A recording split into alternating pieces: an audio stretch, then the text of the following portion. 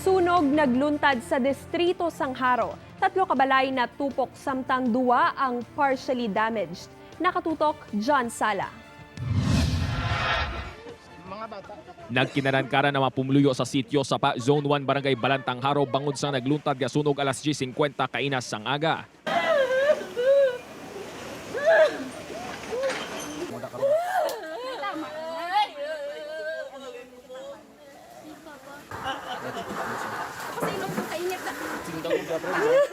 Mabaskog ang paghilibiyon sa mga residente nga nasunugan samtang amat-amat ginapalong sa mga bomberong kalayo.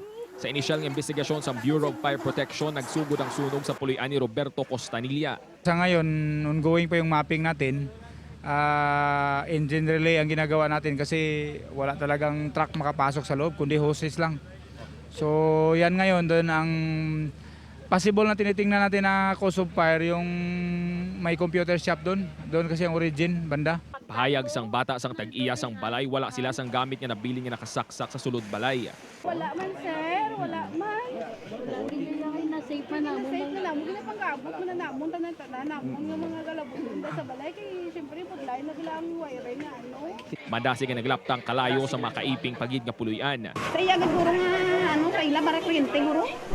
Kaya gulpi man ang nag-asuto. Kaya rin sila sa dalo mo. Nagdalalaga nga ng bataan pagwaan. Bakong wak ka muna kay basing sunog ka mo. Kaya gin-off ko dahil na ako sa switch. Kaya yun, lapit-lapit, imagine mo lang, hangin mga ano. 3 kabalay ang totally damaged nga napanag-iyahan na day Roberto Costanilla, Regine Sales, kag Lino Portillo. Samtang 2 naman ang partially damaged nga ginapanag-iyahan na day Ronald Villanueva kag Maria Garum. Naglabot naman sa 200,000 pesos ang halit nga ginbilin sang sunog.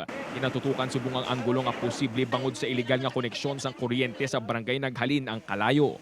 Upod kay Cirilo Renduque, John Sala. 1 Western Visayas.